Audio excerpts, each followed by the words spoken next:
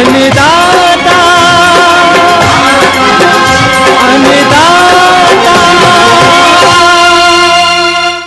नमस्कार, मैं हूं आपके साथ ऋतु ज्ञानवानी। आप सभी दर्शकों का अन्नदाता कार्यक्रम में स्वागत करती हूं। हमारे देश का किसान जन का पोषक है, वो श्रम का देवता है, अन्नदाता है, उसमें ही भारत की आत्मा निवास करती है।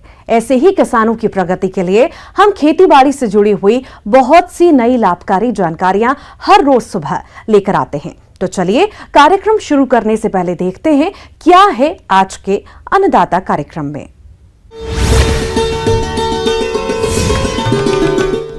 अच्छी उपज के लिए कद्दू की उन्नत तकनीक से बुआई।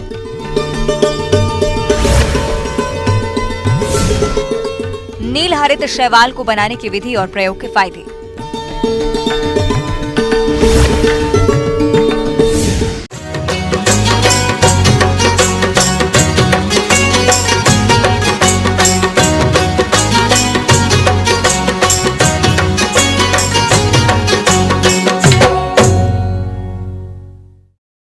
हमारे प्रदेश के अनेक किसान भाई बरसात के मौसम में सब्जियों की खेती करके अच्छा लाभ कमाते हैं।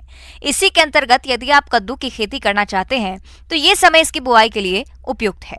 लेकिन इससे अधिक उपज प्राप्त करने के लिए भूमि के चयन से लेकर बुआई तक के सभी कार्यों को वैज्ञानिक तकनीक से करना होगा। तो आप किस तरह से करें कद्दू की खेती, इसकी समस्त जानकारी दे रही हैं विषय विशेषज्ञ नेहा सिंह कुशवाहा।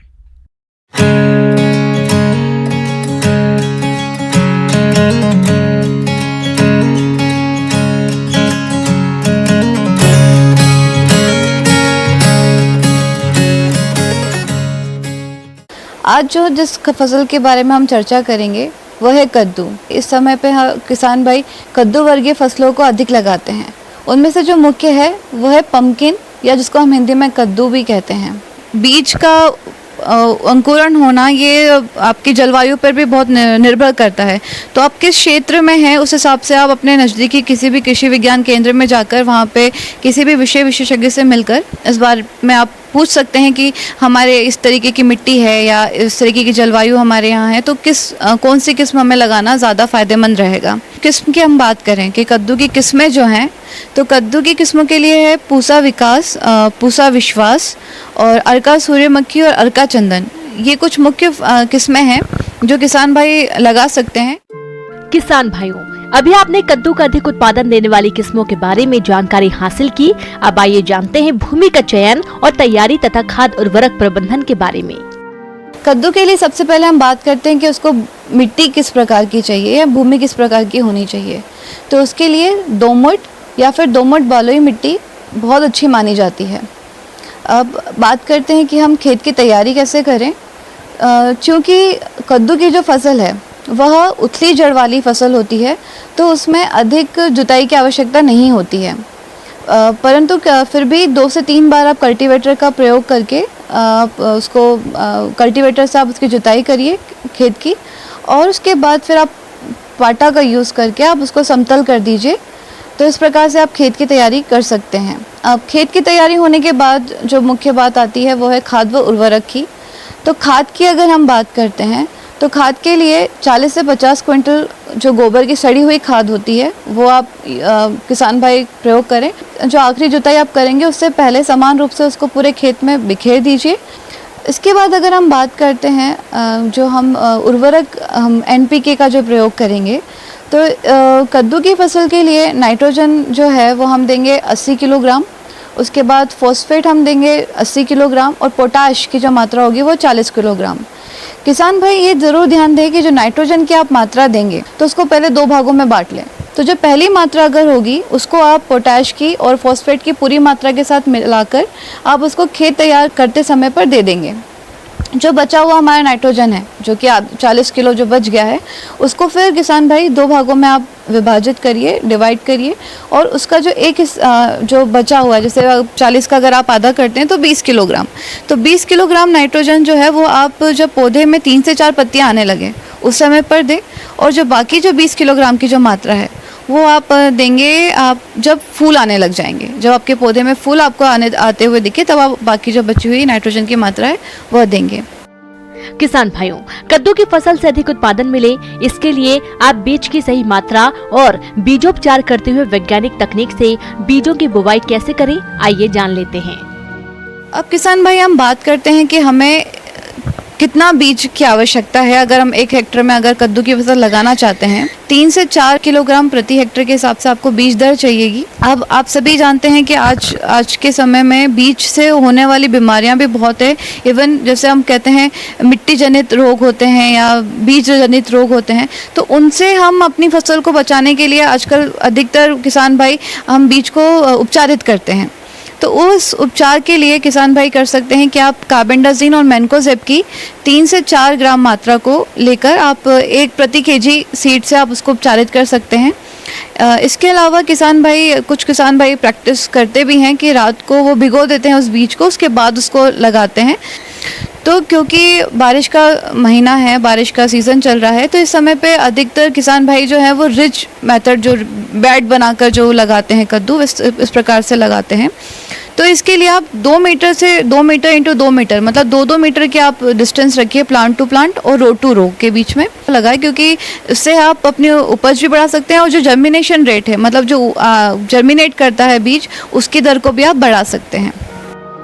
कद्दू की फसल को खरपतवारों द्वारा अधिक नुकसान पहुंचाया जाता है, तो आप इसका नियंत्रण करते हुए जल प्रबंधन कैसे करना है, इसकी जानकारी कुछ इस प्रकार से है। उसके बाद बात आती है खरपतवार नियंत्रण की।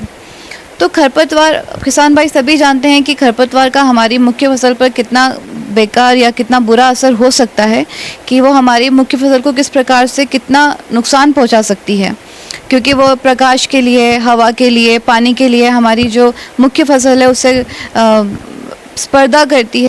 तो उस चीज़ से बचने के लिए ज़रूरी है कि आप समय समय पर निंदाई गुड़ाई करें। चाहे तो आप 20 से 25 दिन के अंतराल पे पहली बार आप निंदाई गुड़ाई कर सकते हैं, या फिर जब आप जैसा आपको लगे समय के साथ 40 से 45 दिन में, मतलब कम से कम आप 3 से 4 बार आप निंदाई गुड़ाई ज़रूर करें। बात करते हैं अब सिंचाई की। तो वैसे तो इस फसल में पानी देने की या सिंचाई करने की आवश्यकता नहीं है, पर फिर भी अगर कहीं कहीं वैसे इलाके भी हैं जहाँ भी वर्षा नहीं हुई है या बारिश के जो दिन हैं, जैसे आज हुई है उसके बाद 8-10 दिन बाद बारिश हो रही है, तो जो ये टाइम हो गया है या जो समय है इसमें बहुत ज़्यादा समय लग गया है, तो ऐसे समय में किसान भाई आप 1 से 2 बार जैसा मिट्टी की जैसी मांग हो या पौधे को आप देखकर आप उस हिसाब से सिंचाई कर सकते हैं। किसान भाई इस बात का ज़रूर ध्यान रखें कि जो खेत है उसमें पानी ना भरे। अगर पानी भर जाएगा तो उससे आपकी जो फसल है वो सड़ने लग जाएगी, गलने लग जाएगी। तो ज़रूर ध्यान रखें कि उसमें जो पानी की निकासी का जो प्रबंध हो वो पूरी तरीके से किसान भाई रखें, ताकि आप अपनी फसल को बारिश के पानी में जो भर जाता है उससे सड़न गलन से बचा सकें। किसान भाइयों, अब लेते हैं एक छोटा सा ब्रेक।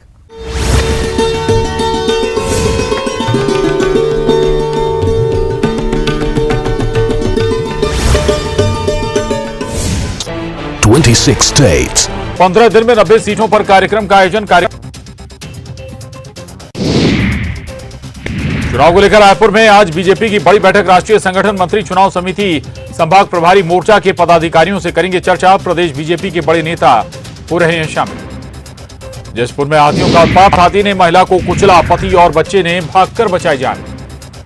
खंडवा को मध्य प्रदेश से जोड़ने वाली सड़क की हालत खराब, जान जोखिम में डालकर लोग करते हैं सफर। वर्षों से सड़क बनाने की हो रही मांग। दुर्ग में नो एंट्री में चल रहे हाईवा ने ली युवक की जान। हाईवा ने बाइक सवार युवक को कुचला। हादसे के बाद हाईवा का ड्राइवर फरार। मनेंद्रगढ़ में देर रात सड़क पर उतरे एएसपी।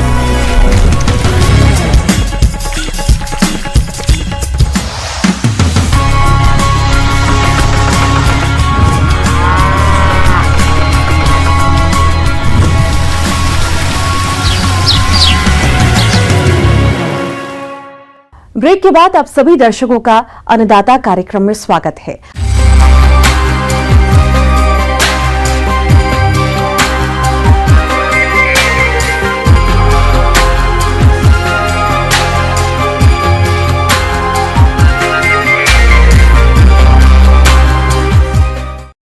अपने राज्य में धान की खेती ज्यादा क्षेत्रफल में की जाती है और इस फसल से उत्पादन लेने के लिए किसान अक्सर रासायनिक उर्वरकों का प्रयोग करते हैं, जिससे उत्पादन तो अच्छा मिल जाता है लेकिन कृषि लागत बढ़ जाती है। साथ ही इन रासायनिक खादों से मिट्टी की उर्वरा शक्ति कम हो जाती है। ऐसे में किसान धान की फसल में नील हरित शैवाल यानी कि BGA का प्रयोग करके यूरिया जैसे जरूरी पोषक तत्व की काफी हद तक पूर्ति कर सकते हैं। और BGA बनाने की विधि के बारे में जानते हैं मृदा वैज्ञानिक डॉक्टर NC गुप्ता से।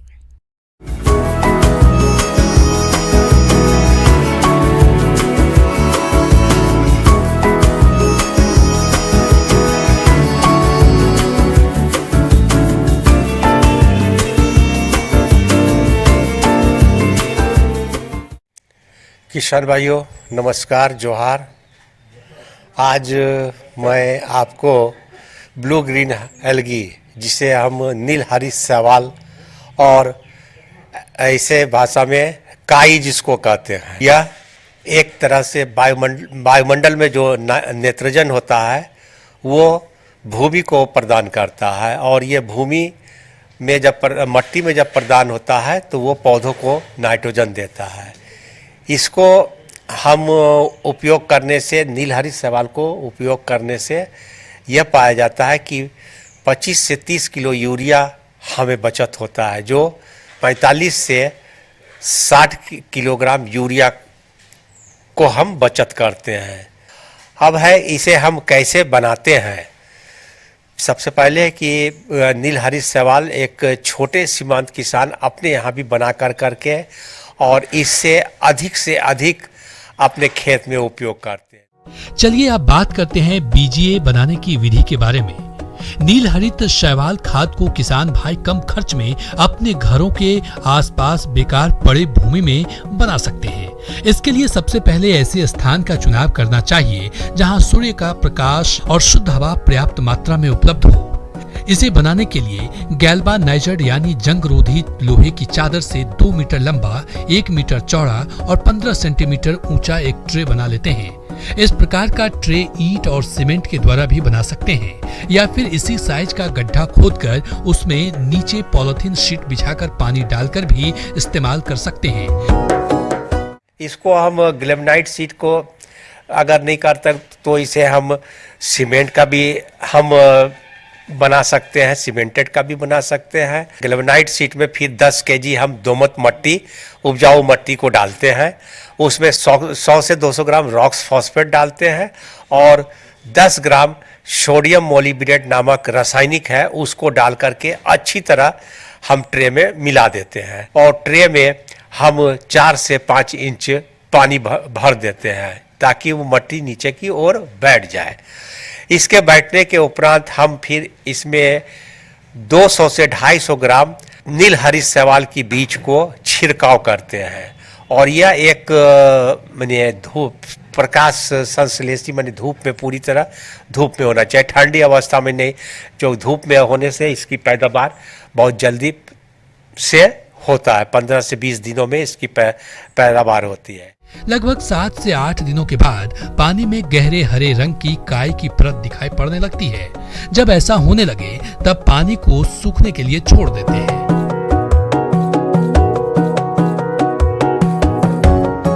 और पानी सूख जाए तो काई या शैवाल को आधा सेंटीमीटर की गहराई तक खुरचकर थैली में भर लें। फिर ट्रे में पानी डालकर इस क्रिया को 2-3 बार दोहराएं। एक बार भरे ट्रे से लगभग 1.5 से 2 किलोग्राम शैवाल खाद की प्राप्ति होगी। यह कार्यक्रम सालों भर चलाकर शैवाल खाद बनाया जा सकता है।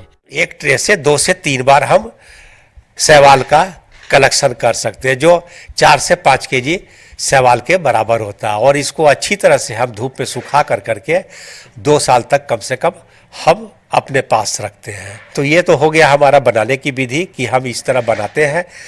अब इसे हम कहाँ यूज करते हैं, इसके उपयोग करने से क्या फ़ायदा होती है। यह शैवाल धान के खेत में हम उपयोग करते हैं। अगर एक ही खेत में बार बार अगर हम शैवाल का यूज कर रहे हैं धान के खेत में, तो बाद में फिर हम शैवाल का उपयोग नहीं भी करने से शैवाल उसमें पाया जाता है और हम इस तरह 20 से 25 केजी नाइट्रोजन मिलता है इसके अति देने से। शैवाल को उपयोग करने से एक तो मिट्टी की जो उर्वरकता शक्ति है वो बरकरार रहती है, सबसे पहला भूमि में उर्वरकता शक्ति बरकरार रहता है, और इसे खेत में उपयोग करने से, धान के खेत में उपयोग करने से 15 से 20% उपज में वृद्धि होती है। यह हम लोगों का कृषि महाविद्यालय में देखा गया है कि 15 से 20% आपका उपज में वृद्धि होगी, और जो भी पौधे में जो कीटनाशक जो लगते हैं वो उसमें सुधार होती है, उसको देखने में सुधार होती है कि इस एकदम एक तरह से ये जैविक खाद है, और जैविक खाद के उपयोग करने से पौधा हष्ट पुष्ट पाया जाता है। आगे और भी है खेतीबाड़ी से जुड़ी हुई बहुत सी रोचक जानकारियां। यहां रुकेंगे एक और ब्रेक के लिए।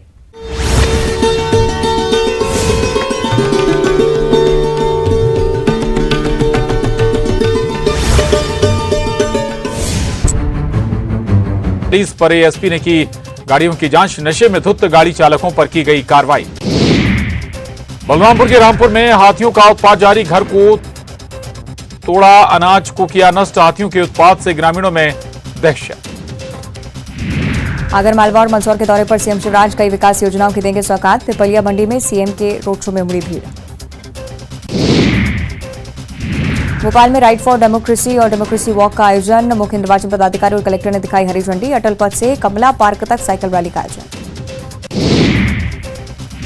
भोपाल में डॉक्टर सरस्वती सुसाइड मामले को लेकर हड़ताल पर junior doctors. Gandhi medical college में हड़ताल का आज दूसरा दिन, इमरजेंसी सेवाओं का भी बहिष्कार। जबलपुर में युवती ने बिल्डिंग से कूदकर दी जान, सुसाइड से पहले का वीडियो आया सामने, पड़ताल में जुटी पुलिस।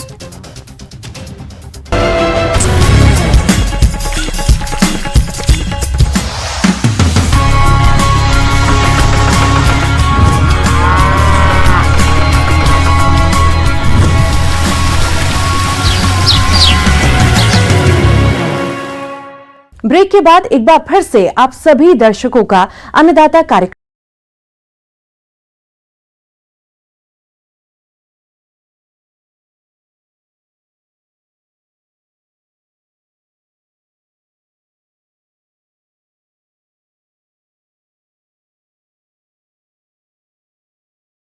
किसान भाइयों, पशु हमारे देश की ग्रामीण अर्थव्यवस्था और कृषि का मुख्य आधार है।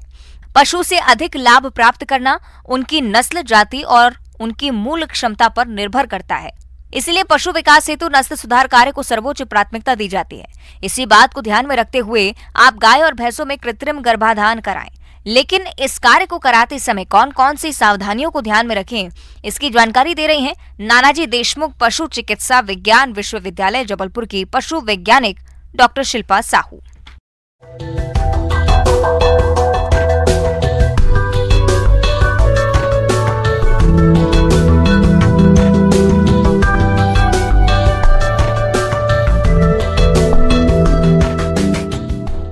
किसी भी तरीके से यदि जानवरों की नस्ल सुधार की जाए तो हम प्रति पशु जो दुग्ध उत्पादन है उसको हम बढ़ावा दे सकते हैं, और जिससे हमारे पशुपालकों की आय में वृद्धि होगी और देश की आय में भी वृद्धि होगी। हम बात करते हैं कि कृत्रिम गर्भाधान करते समय हमें किन किन बातों का विशेष ध्यान रखना चाहिए।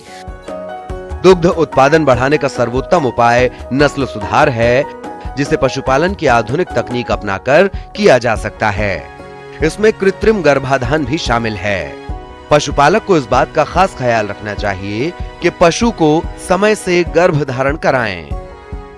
सबसे पहले कृत्रिम गर्भाधान करते समय हमें गुदा मार्ग द्वारा फुल हैंड ग्लव्स पहन के या लंबे दस्ताने पहन के हमें गुदा मार्ग में हाथ डाल के परीक्षण करना चाहिए कि मादा के जो जननांग हैं वो उचित अवस्था में गर्मी में हैं या नहीं, या उसके जननांग किस प्रकार से हैं, वो गर्भ धारण कर सकते हैं या नहीं, या उसमें किसी प्रकार का संक्रमण तो नहीं है, और भी अन्य कोई बीमारी तो नहीं है, किसी प्रकार की गांठ या कोई सिस्ट तो नहीं है। इन सब बातों का परीक्षण करना चाहिए। जब हम एआई करने जाते हैं तो सबसे पहले हम जानवर को अच्छी साफ सुथरी जगह में सही तरीके से हम जानवर को हैंडल करें। हम अच्छे से जानवर को बंधवा लें, अच्छे से रस्सी लगाकर बांधनी है, फिर उसको जो भी पशुपालक है जिसका जानवर है उसे सामने रहना है, वो अपने जानवर को पुचकारते रहे, सहलाते रहे, हाथ फेरते रहे।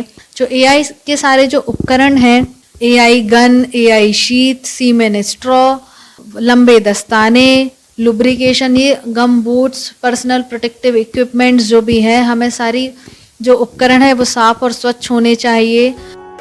कृत्रिम गर्भाधान कराते समय कई सावधानियां बरतने की जरूरत होती है। ये सुनिश्चित कर लें कि मादा ऋतु चक्र में हो। कृत्रिम गर्भाधान करने से पहले गन को अच्छी तरह से लाल दवाई से धोकर साफ कर लें। वीर्य को गर्भाशय द्वार के अंदर ही छोड़ें। गन प्रवेश कराते समय ध्यान रखें कि ये गर्भाशय हॉर्न तक ना पहुंचे। गर्भाधान के लिए कम से कम 10 से 12 मिलियन सक्रिय शुक्राणु जरूरी होते हैं। कृत्रिम गर्भाधान प्रशिक्षित तकनीशियन या पशु चिकित्सक से ही करवाएं। जो भी पर्सन है जो एआई करने आया है वो स्किल्ड होना चाहिए, यानी उसे कृत्रिम गर्भाधान का उचित ज्ञान होना चाहिए। बात करते हैं सीमेन स्ट्रॉ की, जिसे हम कृत्रिम गर्भाधान में के थ्रू हम जो बीज डलवाने वाले हैं, जो हम कृत्रिम गर्भाधान में जिस भी नस्ल का हम बीज या सीमेन करवाने वाले हैं, उसमें कोल्ड चेन मेंटेन होनी चाहिए प्रॉपर।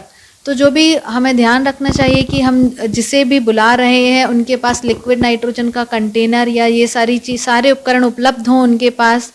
और हमें जब हम स्ट्रॉ को लिक्विड नाइट्रोजन के कंटेनर से निकालते हैं तो हमें जब हम उसकी थॉइंग करते हैं या जब हम द्रवीकरण करते हैं तो जो पानी का तापमान है वो 37 डिग्री सेंटीग्रेड होना चाहिए और 30 सेकंड के लिए ही हमें स्ट्रॉ को उस पानी में डालनी चाहिए। और उसके बाद स्ट्रॉ को निकालकर हमें मलमल के या कॉटन के कपड़े से हमें अच्छी तरीके से पोंछना चाहिए।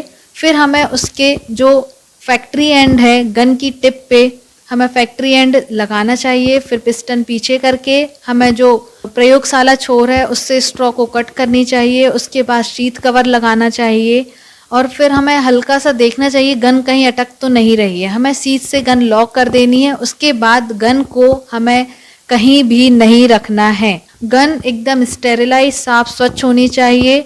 एआई करने के पूर्व मादा का जो योनि द्वार है हमें उससे अच्छे से साफ करना है, कपड़े से पोंछना है, नीचे से ऊपर की तरफ पोंछना है। और फिर हमें एआई करनी है और जो सीमेन है उसको हमें सही जगह पे डिपॉजिट करना है ताकि हमारा जो जानवर है उसमें जो कंसेप्शन के जो चांसेस हैं वो मैक्सिमम से मैक्सिमम रहें।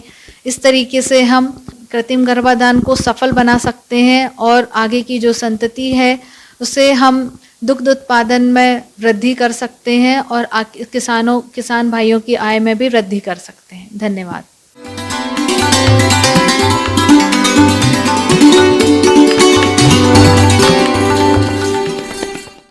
और आइए अब जानते हैं अन्नदाता निशुल्क फोन के माध्यम से पूछे गए समस्याओं का समाधान।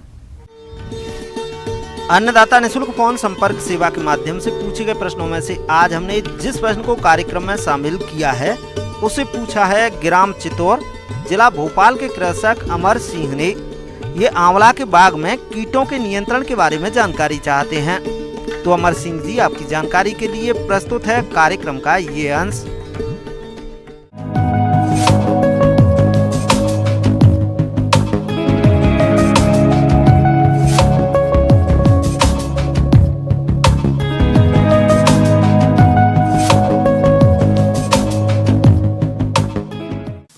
नमस्कार किसान भाइयों, आज मैं आपसे चर्चा करूंगा आंवले की फसल में पौध संरक्षण। आंवला बहुत ही एक उपयोगी फसल है और पूरे भारत में क्या पूरे विश्व में इसकी जो है डिमांड है। समस्या वहां जाती है जब हम देखते हैं कि इसमें कीड़े मकोड़े, बीमारी, इन सब का जब जो है अटैक होता है। किसान भाइयों, आंवला के बाग में छाल भक्षक कीट का प्रकोप अधिक होता है। यह कीट पौधों के तनों में घुसकर उसकी छाल और तना को खाकर नुकसान पहुंचाता है, इसलिए इस कीट का समय रहते नियंत्रण करें। पौधे हमारे तैयार हो गए तो पौधे में सबसे ज़्यादा मेजर समस्या जाती है हमारी जो भी है, सबसे बड़ी समस्या है इंदरबेला की जो भी है। किसान इसने हतप्रभ है और बहुत ही परेशान है। जब ये कीड़ा जो है रात के समय में एक्टिव होता जो भी है और पूरी जो है उसके तने को कुतरना शुरू कर देता है और उसकी जो बीट होती है पूरा पौधे के ऊपर से लेके नीचे लड़ी बना के पूरी दिखने लगती है, उस जाली के रूप में दिखने लगती है जो भी है।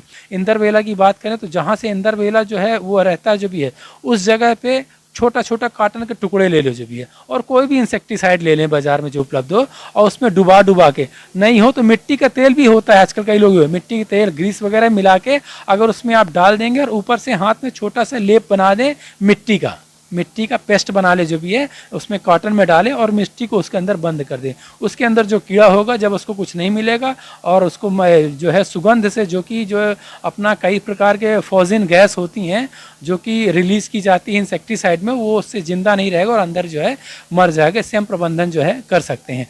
इसके अलावा आंवला के बाग में लगने वाले कीटों की बात करें तो गाल मिर्च और रस चूसक कीट नुकसान पहुंचाते हैं। इन कीटों के कारण पौधों की बढ़वार और फलों के उत्पादन में कमी आती है, इसलिए किसान भाइयों इनकी पहचान कर नियंत्रण करें।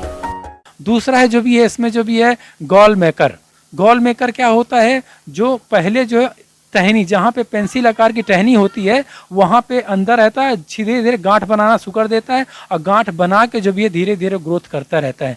ग्रोथ करने के पश्चात अगर हमने ध्यान नहीं दिया और उसी टहनी में जाके आगे फसल लग गई, हमारे फ्रूट्स जो है आंवला के लग गए तो देखा गया वजन के कारण वो वहाँ से पूरी टहनी पूरी टूट जाती है और हमारा पूरा आर्थिक जो है नुकसान हो जाता है। या कि कई बार हवा ऐसी चलती, तेज हवा चल गई तो वो टहनियाँ जो है टूटना स्टार्ट कर जाती हैं। इसका प्रबंधन करने के लिए कैसे किया जाए जो भी है किसान भाई, सिंपल सस्ता जो है सुंदर उपाय जो भी है, सबसे जहाँ पे गठान है जहाँ पे आपको दिख रहा है निकल तो शुरुआती अवस्था में अगर दिख गया तो वहाँ से कट करके आप जो भी है दूर कहीं जला दें, क्योंकि अगर उसका अंडा जो अंदर रह गया, उसका कीड़ा अगर अंदर रह गया, प्यूपा उसका अंदर रह गया तो वो फिर जाके उड़ के आएगा और आपकी फसल में अटैक करेगा। तो कोशिश करें बहुत नीचे गड्ढे में गड़ा दें या कि फिर उसको जो है जला दें जो भी है। किसान भाइयों, गालमेज कीट का रासायनिक नियंत्रण करने के लिए आप ट्राइजोफास 2 मिलीलीटर दवा प्रति लीटर पानी के हिसाब से घोलकर 10 दिन के अंतराल पर छिड़काव करें, जिससे इस कीट पर नियंत्रण पाया जा सकता है। इसी के साथ किसान भाइयों मैं आपसे विदा लेता हूँ। निश्चित रूप से आप हो सकता है आंवले की फसल के लिए जो भी है मेरी कही हुई बातों से जरूर जो भी है लाभ प्राप्त करेंगे।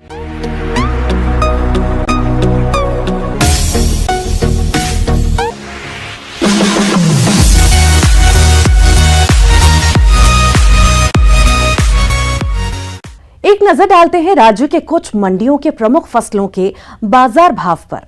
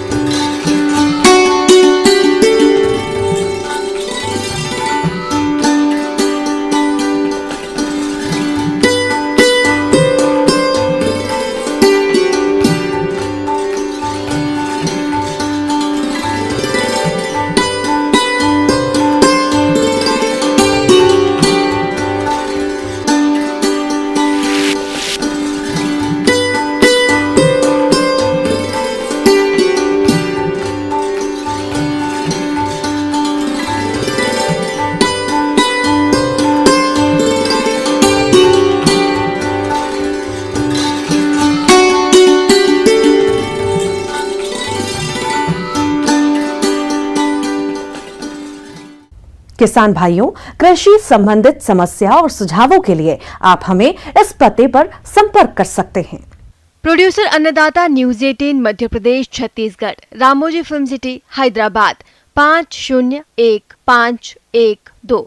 साथ ही आप हमें ईमेल भी कर सकते हैं। हमारी ईमेल आईडी है p18annadatamp@nw18.com। इसके अतिरिक्त आप हमें निःशुल्क हेल्पलाइन नंबर 180088926163 पर सोमवार से शनिवार सुबह 10 से शाम 4 बजे के बीच संपर्क कर सकते हैं। अब समय हो रहा है आपसे विदा लेने का। कल फिर मुलाकात होगी कृषि से जुड़ी महत्वपूर्ण जानकारियों के साथ। नमस्कार।